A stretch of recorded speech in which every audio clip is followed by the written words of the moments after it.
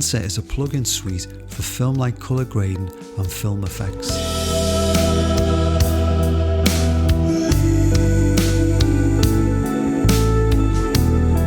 It has dozens of real photographic and motion picture film stocks with truly analog controls.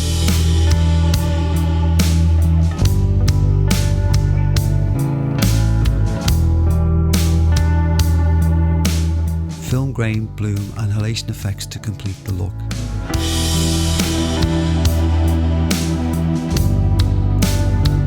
With this wide range of negative film stocks and print film stocks, Dehancer gives you a fabulous library to help you create an endless amount of looks. The many tools it contains are built to give you a truly organic and natural feel to emulate the colours and tone of traditional film. Also, the tools really do help to educate you about the traditional analog process, and you get a real feel for how film was processed and printed. All in all, Dehancer is a great tool for colour grading artists and filmmakers of all skill levels.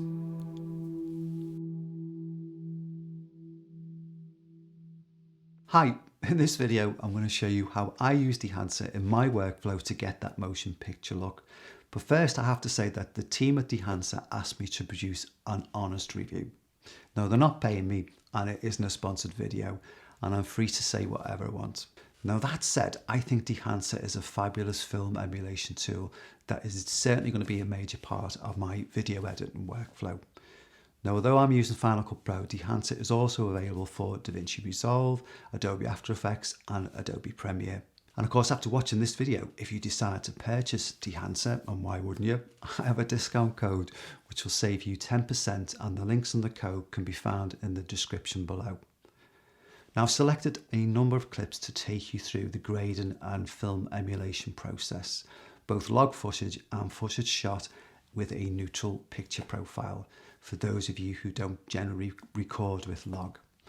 Now Dehancer works fabulous with either. But obviously log footage is a bit more robust, isn't it, and it has a superior dynamic range. Now I'm going to begin with a clip I shot several years ago on a Sony a7 Mark III using a flat picture profile. And I'll also show you the options you have when working with log on a clip a little bit later when I shot using a Lumix and Vlog. Now Dehancer recommend that you adjust your clip to get it to a good starting point before applying the Dehancer plugin. So before you begin, it's a good idea to make those little adjustments. Now these initial corrections should be placed before applying the Dehancer plugin, and effects such as sharpening should be placed after Dehancer. Now your clip also needs to be in the Rec 709 colour space. Now you can easily achieve this in a number of ways, which I'll show you in the upcoming clips. So let's take a look at the first edit and I will take you through all the options that the Dehancer plugin gives you. So this particular clip was shot using a Sony a7 Mark III and I used the Cine 4 picture profile. Now I've also dialed back the saturation and the contrast and the sharpening, and that's a good thing to do. If you're not going to shoot in log, then choose a profile, your favourite one, but just dial back those 3 settings, because later on in the grade that's where you can add the saturation and the contrast and the sharpening. So you've got more control that way. Now I also filmed at 100 frames per second, and then that allowed me to slow it down to 25 to give me that nice slow motion. So let's take a look at the completed edit, and as I say, as we go forward I'll show you all the sorts of steps I took to achieve that certain look.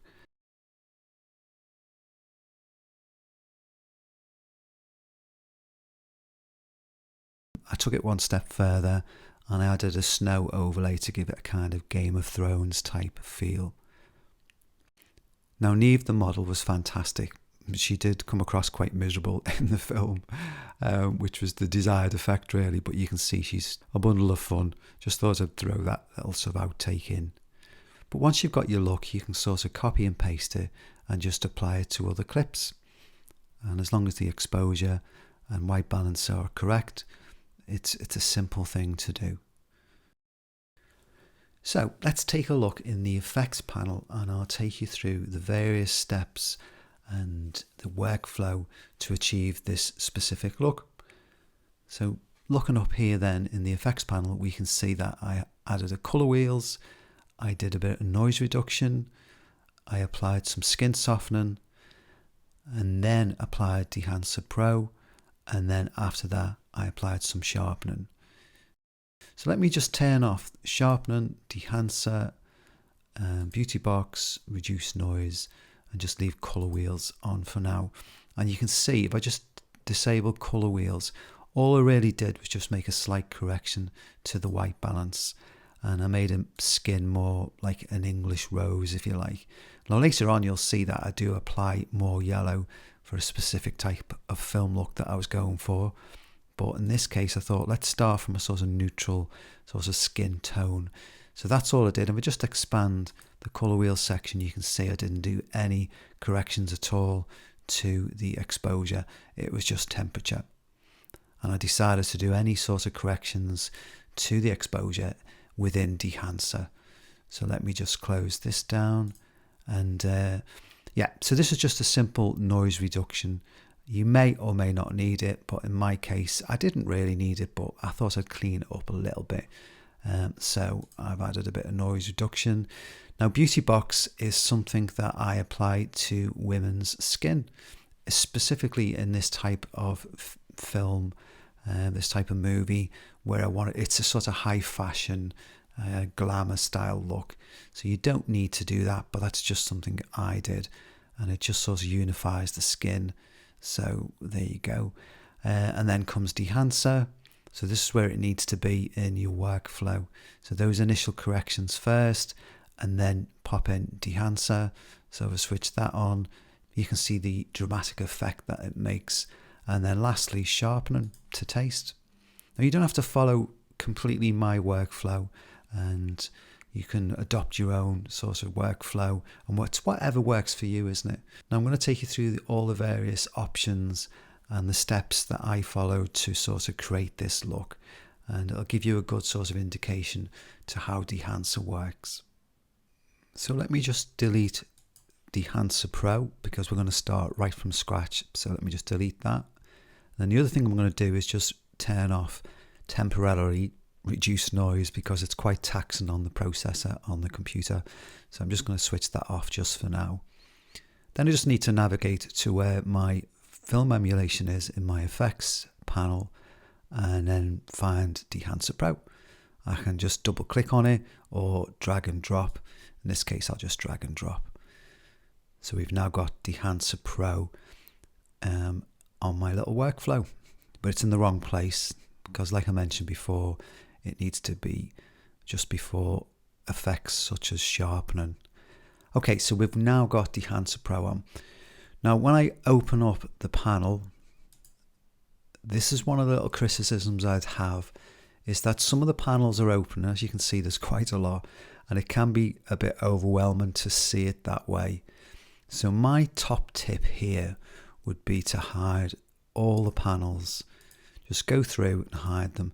It would be ideal if the guys at Dehancer sort of adopted the approach that Adobe do with Adobe Lightroom, and they have something called solo mode. So when you click on a panel to expand it, the previous panel closes, and that keeps everything really neat. So that's the first thing I would do. Then I would collapse those panels. The next thing to do would be to find the film grain, just expand that panel and disable it. And it's much easier to initially grade your clip without having the sort of strong effect of the film grain. So I'm just going to disable that. Okay, and then collapse that panel. And then the next thing I'd do is go to the monitor section, and I would switch on the clipping indication. And this is really good because it's going to show me when I sort of start clipping the highlights or the shadows, and that comes in really useful. So I'm just going to hide that. So I'm kind of ready to go now and start at the very top in the input section. So if we begin in the input section, now this is where we can let Dehancer know what our source medium is. And in this case, it's Rec 709 because I filmed in Cine 4, so it's not log, so it's already in that Rec 709 color space.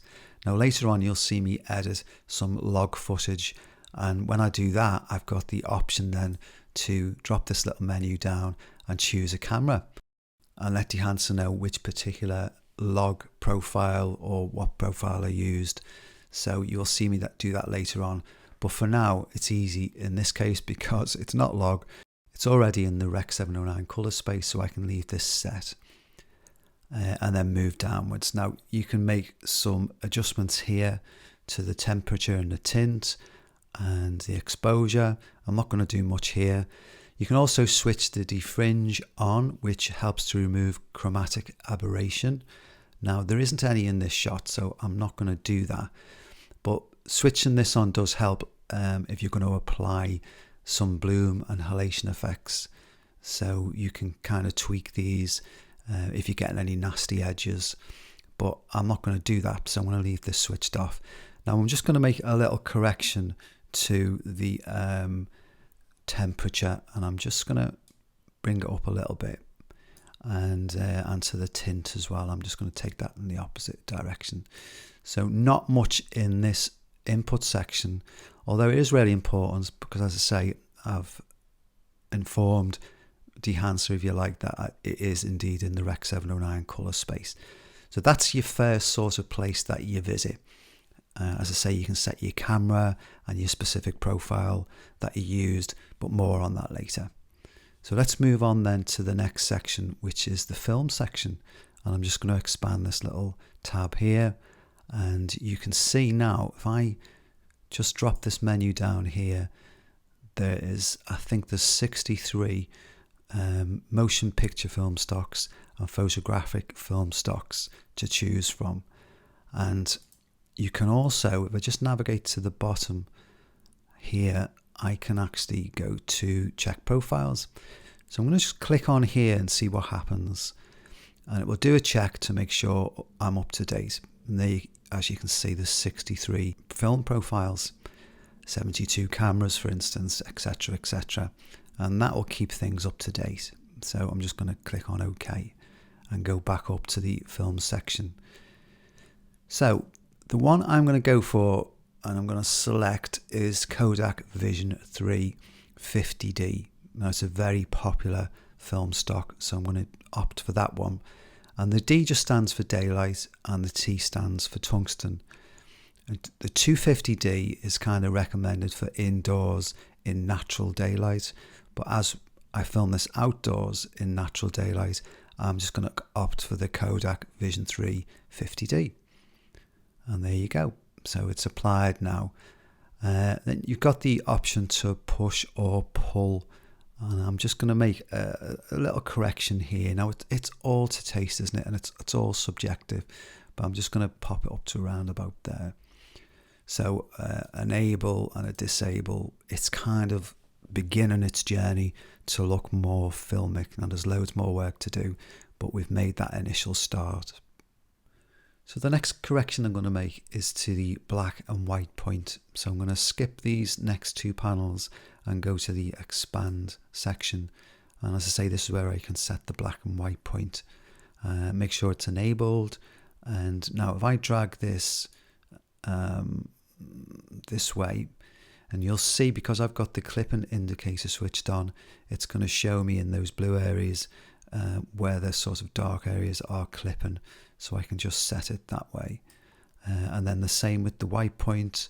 If I go too far, the red areas are going to indicate where I am clipping the highlights. So I can accurately set the black and white point. Now I would say that you will jump back to this expand panel a number of times, because as you start adding other options, the sort of contrast and the shadows and highlights are going to change. So that is a sort of starting point for me. I'm sure I'll revisit the expand panel a little bit later on, but for now that's set. So let's now jump to the film developer. So I'm going to open this little panel here, and the film developer, it kind of affects the chemical component of the developer and the film emulsion layers. But first thing I'm going to do is switch on the enable, and I'm going to dial back some of the contrast. Now you can put loads in. Now as you can see, that clipping indicator is coming into its own again. So I'm going to just dial back some of the contrast boost, and then I'm going to pop in a fair bit of colour, I think, because it was quite washed out. I dialed it back on the camera. So kind of round about there, and I'm going to leave it set there for now. And as I say, it's a process you just keep going through. And as you go through, you'll fine tune each little section until you get the look exactly the way you want it to be. So the next thing to look at then is film compression, and I'm going to fine tune the highlights to look more analog.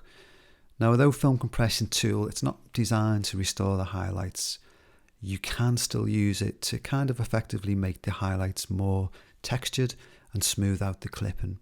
So that's what I'm going to do. So let's pop up then to this panel here, film compression, enable it. And you can see actually, if I just disable it, if you look at Neve's face, you can see it is actually compressing those highlights and kind of unifying the whole sort of texture of a face. Now, it's too strong, so this is where I can start to make some adjustments. And of course, you've always got, wherever you see an impact slider, that is, you can dial, back the effect or increase the effect to suit whatever you want to do. So my white point then, I'm going to drop this white point to say roughly around about 70 maybe. Now the tonal range, if I just drag this, you can see it's almost adding shape, isn't it? And contrast. Obviously if I do it too much, it doesn't look right. So I think somewhere in the middle, somewhere around about there is ideal. And then the colour density, I'm going to leave that where it is because I'm kind of happy with that. So if I switch that off, you can see she's got a really pale face, and just by sort of compressing those white points and that tonal range, it just looks so much better, doesn't it? So again, it's another little step in the journey to create that finished look. So the next thing to do then is to have a look at the print section. So I'm just going to expand this little panel here. And this is where you can kind of select the film characteristics of printing onto motion picture film, if that's your desire. And you can do that by dropping this little menu down here, and you can see that you can choose Fujifilm print film, you can choose Kodak print film, you can even choose glossy paper. Now in this case, I'm going to leave it on linear. So if I leave it on linear, it's going to just be the pure profile of that selected film, and it's not going to have any influence applied to it, no sort of photographic characteristics of any paper. And for this particular clip, for me, that's what seemed to work the best. So that's what I'm going to do.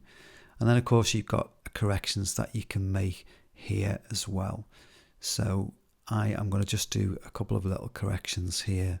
Now, only little subtle ones, but it will make a difference. So let's put that round about there. Tonal contrast, I'm going to give that a little boost. Now you can see now it's affected my black areas and shadows, so they've started to clip, but I'm not going to worry about that just yet. Color density I'm going to take right up as well in this case, and then saturation I'm just going to leave at 100. Now I'm going to switch on the analog range limiter. Now this gives me a softer image and kind of improves the detail at the extremes of that tonal range. So I'm going to just pop that on, and lo and behold, those clipped areas have disappeared. So perhaps I should have switched that on first, but you get the idea.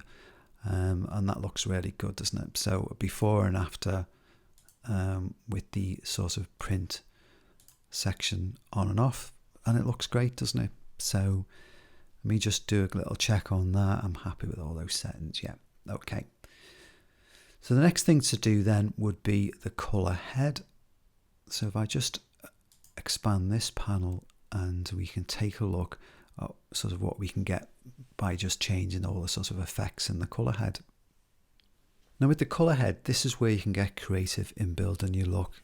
And the color head kind of reflects the analog method of changing the lights and the color filters used during the print exposure. So I'm going to enable it first, and then let's see what we can do. And I think I'm going to make a change here, and again just very subtle, probably up to around about 3 there, and the magenta and green up to about 2 as well, I think. And the cyan red I'm going to leave where they are. Now you can gang those 3 together if I sort of put a check in that box, and as you pull one slider they all move in unison, but I'm not going to do that. And then you can affect the sort of tones and the colours just in the shadows and the midtones and the highlights as well. So I'm going to leave the shadow tone where it is, and in my case I'm going to dial back this to about, let's say, -17, somewhere, yeah, round about there. And then the highlight tone, I'm going to really lift that up to about let's say 46, somewhere around about there. So on and off, and you can see what I've done there, and it's given a really nice look to the skin, I think. So that looks pretty good. Now, do I need to go back to the expand and make some changes there? So the black points, let's take a little look. I'm going to take it down to, let's go up to about 7, I think. 91. You can have a little play around until you're happy with the way it looks. Let's see, round about there. Always looking to see where it's clipping. Yeah, so something around about there looks really good. So if we do an overall now with Dehancer switched off and then Dehancer switched on, you can see that dramatic effect and that filmic look that it's given me, and I haven't even applied the film grain yet. So that's the next thing to do. So I'm going to expand the panel here with film grain and then enable it. Now it's going to come in quite strong. So what I do is I'm going to just back it off completely, and you can see it is still quite strong. So I think it's a bit more gentle if you change the film type to positive, and that's a lot more gentle, isn't it? And then I'm going to back these off in the shadows. I'm going to drop it to about 30 in this case, and the same with the highlights, down to about 30. And then in the midtones, you kind of want a little bit more grain in the midtones, so I'm going to pop that to say about 55. And then I also like to bump up the film resolution. I think with the film resolution, it keeps the original sharpness of the source, and 50% is like a balance between the grain and then the original sharpness of the source. But I like to keep that up to around about 100, and we can just switch that on and off. It's a great grain as well, you know, and it's sort of not just like an overlay. It kind of works inside and moves organically the way you would expect it to do on a piece of motion film. So it's really, really clever the way it works. So let's just have a little look then at how that looks so far.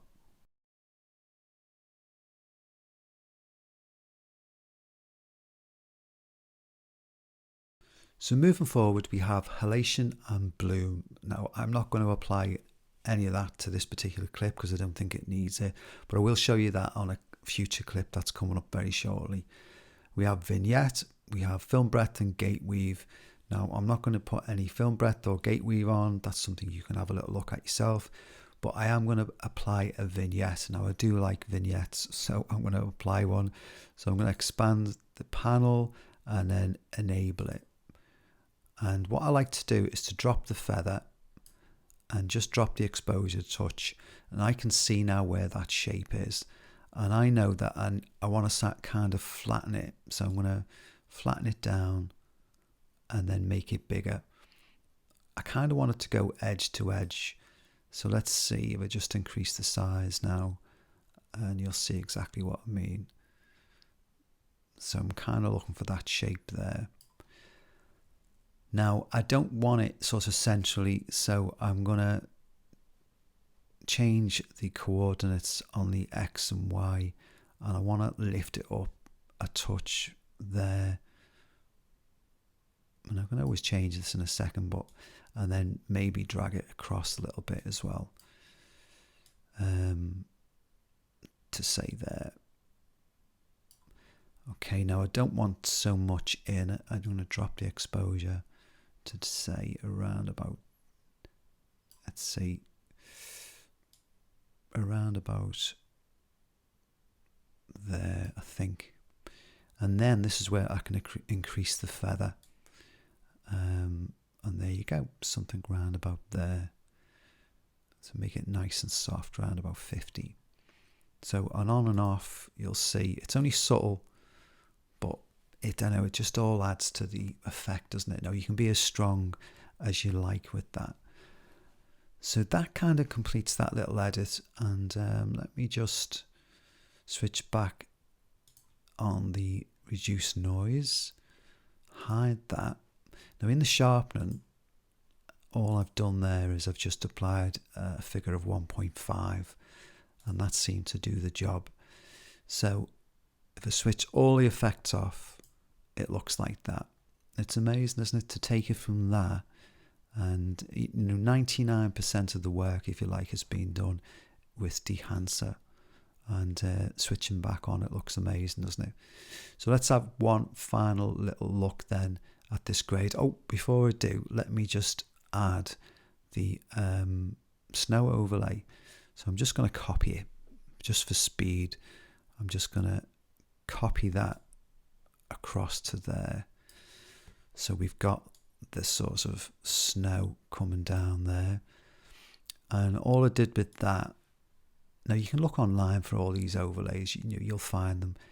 And you can see I've just used the blend mode add, and I've taken it right down. Actually, I think I'm just going to increase that a little bit to round about there, should do it. And I'll just render these two, and just render the two clips together, and we'll just take one final look then at the edit.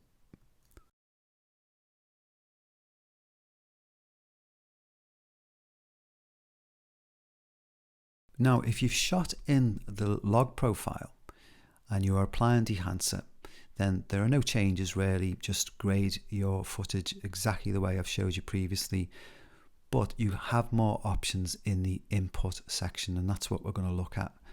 So I'm going to use this clip that I shot on my Lumix S5 Mark II. Now I live by the river, so I just quickly run out and got this little clip, and as you can see, it's nice and flat because it's in Vlog.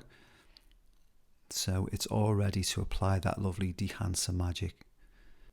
So for this grade, I used the Kodak Vision 3 50D again, but in the print section, I decided to print onto the popular Kodak 2383 print film to get this look. So let's take a look at the workflow then of how I applied Dehancer to this particular clip. So as always, I started with a very basic correction. And you can see I've applied some color wheels, then I've applied a custom lookup table, and then Dehancer Pro, and then sharpening. So this is the first way you can do it. So if I just turn off one by one, now all this first color wheels is doing is just changing the white balance. I'm just warmed up, very subtle. Then I applied a custom LUT, and in this case it's a custom LUT that takes Vlog to the Rec 709 color space. And then I've applied the Dehancer, and if we look, you can see I've used the same Vision 350D as in the previous example that I showed you earlier, but in this case in the print section I've applied the Kodak 2383 print film to get this particular look. So that's one way of doing it. Let's jump to the next clip then, which is this one here. I'll just park the playhead round about there. Select this one, just collapse that for a second. So what you can see is I've applied the same color wheels as in the previous example, where all I've really done is just warmed it up slightly, then Dehancer Pro, and then sharpening. And you can see that there's no custom LUT applied. And that's because you can make the conversion actually in Dehancer. So let me show you how you do that then. So I'm just going to open the Dehancer panel and go to the input section. And straight away you can see here that you can change the source. Now I mentioned previously in the previous examples, because the footage wasn't shot in a log profile, it was already in Rec 709. I just simply selected Rec 709, as you can see there. But in this case, I can actually choose the camera, and that's what I'm going to do, choose the camera, and I can then go to the vendor, and in this case, it's Panasonic. So I'm going to click on Panasonic, and then I can select the camera. Now, unfortunately, the Lumix S5 Mark II is not there. So I'm going to have to go with the GH5S. So hopefully in an update, that particular camera will be added. So my only option here is to select the GH5S. Now you might not have this trouble because if you're on an R5 or whatever camera you're using, you know, Sony, it's probably there. But at the time of making this video, the S5 II wasn't there. So I'm going to select that, and then I've got the option here of Vlog L. Now Vlog itself isn't there, just the Vlog L. So I'm going to have to select that. And you can see straight away it has done the conversion to Rec 709. So that's pretty cool, isn't it? So you can do it that way. Choose your camera by selecting the vendor and then the particular camera that you're using and then the format. And as I say, it will do that Rec 709 conversion for you. So they're the two options you've got then. Do it that way, or in this previous example, as I say, I use, let me just click on it so you can see, I applied a custom LUT. And as I'd applied the custom LUT, it had taken it into the Rec 709 workspace for me. So in the source, I could select Rec 709. And as I say, in this next one, I could choose the camera and allow Dehancer to do that conversion to Rec 709. And if we look at them, they are very similar. I must admit I prefer this version, which has the custom LUT applied first. Just something about it I prefer to, in this case, letting Dehancer make the conversion. And it's only really because my particular camera has not been added to the list of cameras that I can choose from. And I'm sure that'll change very soon. Now, of course, that was with Kodak Vision 350D. What does it look like with something else? This is with Kodak Ektachrome E100. And it's a completely different look, isn't it? So if we jump back to, it's kind of very, you know, it's very stylized. It just depends what you're going for, doesn't it? I mean, that's quite nice. This is a little bit more stylized, isn't it? And a little bit more analog, I think, as well. So it just depends what you want to do. And this one has the custom LUT applied. And if I just jump to the next clip, this one, just click on it. This one has the conversion to Rec 709 inside of Dehancer. And if we look at the two clips then, they are very similar, aren't they? Anyway, you probably won't have that problem, and I'm sure they will add the camera profile for the Lumix S5 II pretty soon. But that's two sort of ways of doing it then. You can apply a custom LUT before you apply Dehancer, or you can use Dehancer to make that conversion to Rec 709. It's entirely up to you. So lastly, let's look at some bloom and halation. So all I've done with this clip is I've added a bit of noise reduction and then gone straight into Dehancer Pro. So if I just expand the panel, you can see it is indeed already in the Rec 709 workspace. And I've just used Kodak Ektachrome E100 and the print film is the 2383.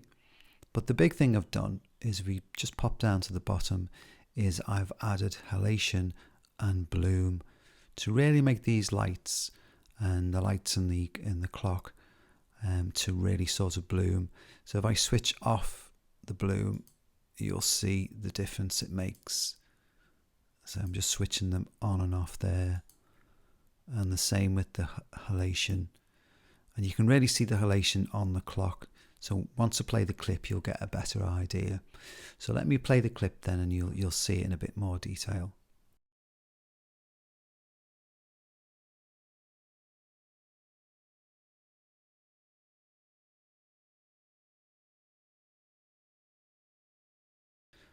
So I think in this case, adding that bloom and the halation, it's made it more filmic, hasn't it? More cinematic, and obviously applying the Kodak Ektachrome E100 as well.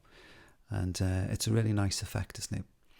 So the controls that you have with Dehancer Pro and the options you have are amazing, and you can stylize the look of your clips and create something really unusual and unique for your piece of footage. So I hope you enjoyed the video, and many thanks for watching.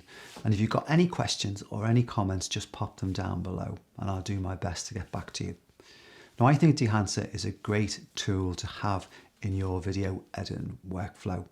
And if you feel the same way, don't forget there's that 10% discount, and the code for that and the link is in the description below. But most of all, as I say, thanks for watching, take care of yourselves, and I hope to see you soon.